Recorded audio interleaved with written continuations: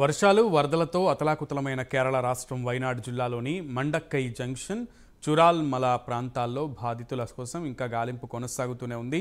కుటుంబ సభ్యుల ఆచూకీ కోసం మట్టి దిబ్బల కింద వెతుకుతున్న ఘటనలు అందరికీ కన్నీరు తెప్పిస్తున్నాయి. వైనాడ్ ప్రాంతంలో ఎటు చూసిన నేలకూలిన భవనాలు, బురద నిండిన వీధులు, భారీ బండరాళ్లు, వాటి కింద నలిగిన జీవితాలే కనిపిస్తున్నాయి.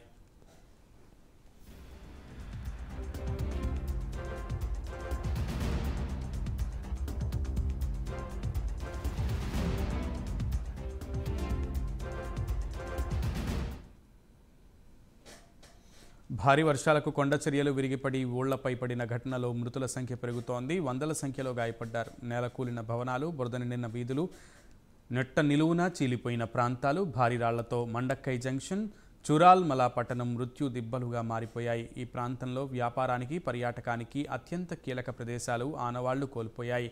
మండక్కైలో 450 నుంచి 500 ఇళ్లు వరదల్లో కొట్టుకుపోగా ప్రస్తుతం కేవలం 34 నుంచి 49 మాత్రమే మిగిలాయి.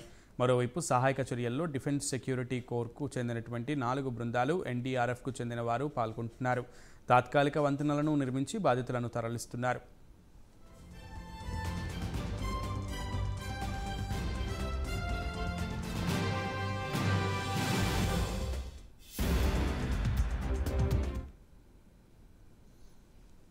సహాయక చర్యల్లో భాగంగా 1592 మందిని సురక్షిత ప్రాంతాలకు తరలించారు. చెలియార్ నది నుంచి వెలికి తీసిన మృతదేహాలు, శరీర భాగాలను గుర్తించడం కష్టంగా ఉందని స్థానిక అధికారులు చెబుతున్నారు. ఇప్పటి వరకు దాదాపు 300 మంది మరణించగా 206 మంది ఆచూకీ కోసం బృందాలు వెతుకుతున్నాయి.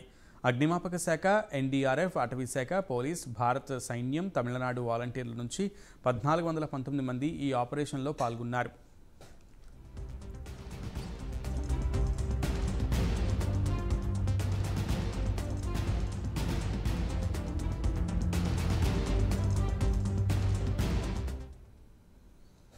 మరోవైపు సహాయక చర్యలు చివరి దశకు చేరుకున్నాయి. ఇప్పటికే దాదాపు 300 మంది మృతదేహాలను ఆర్మీ బృందాలు బయటకు తీశాయి.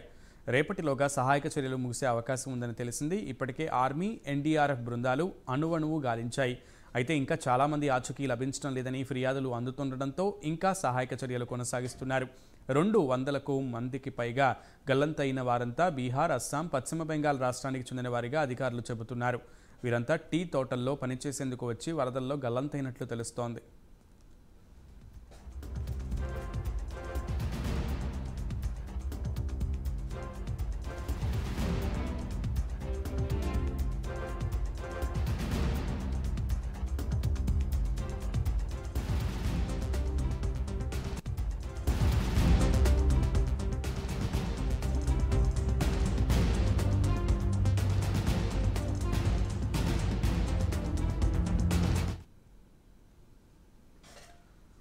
ఇప్పటివరకు లభ్యమైన మృతదేహాల్లో 87 మంది మహిళలవి కాగా 30 మంది చిన్నారుల మృతదేహాలు లభ్యమయ్యాయి. అయితే ఇంకా 200కు మందికి పైగా ఆచూకీ తెలియడం లేదని చెబుతున్నారు. వీరెక్కడ చిక్కుకున్నారు, తప్పించుకుని బయటకు వెళ్లారా లేక శిథిలాల కింద ఉన్నారా అన్నది మాత్రం తెలియడం లేదు. అందుకోసమే చివరిసారిగా గల్లంతైన వారి ఆచూకీ కనుగొనడం కోసం వాయుసేన నుంచి అత్యాధునిక రాడార్లను రప్పిస్తున్నారు. వీటితో గాలించిన తర్వాత చాలా వరకు ఆచూకీ లభించే అవకాశం ఉందని తెలుస్తోంది. ఆర్మీ, నేవీ, ఎన్డీఆర్ఎఫ్ బృందాలు మాత్రం నిరంతరం సహాయక చర్యలు కొనసాగిస్తూనే ఉన్నాయి.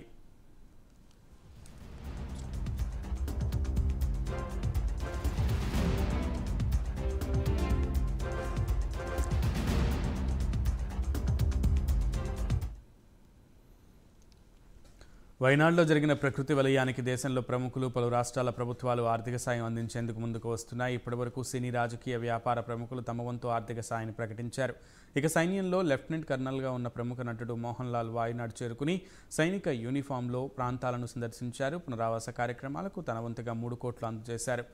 మెప్పడిలో సైనిక శిబిరాన్ని సందర్శించిన మోహన్ లాల్ ఆఫీసర్లతో చర్చలు జరిపారు. ప్రకృతి విలయం వల్ల నష్టపోయిన వైనాడ్లో బాధిత ప్రజల కోసం తమ ప్రభుత్వం 100 ఇళ్లను నిర్మిస్తుందని కర్ణాటక సీఎం సిద్ధరామయ్య ప్రకటించారు. వైనాడ్ కొండ చర్యలు విరిగిపడిన దుర్ఘటన దృష్ట్యా కేరళ పట్ల సంఘీభావం ప్రకటిస్తున్నామని సిద్ధరామయ్య ప్రకటించారు.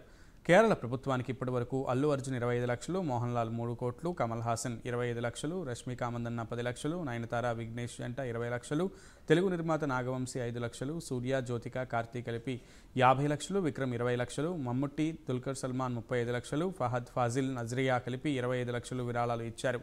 ఇంకా పలువురు సినీ నటీనటులు ప్రముఖులు వైనాడ్కి విరాళాలు ప్రకటించారు. మెగాస్టార్ చిరంజీవి, రామ్ చరణ్ కలిపి ₹1 ప్రకటించారు.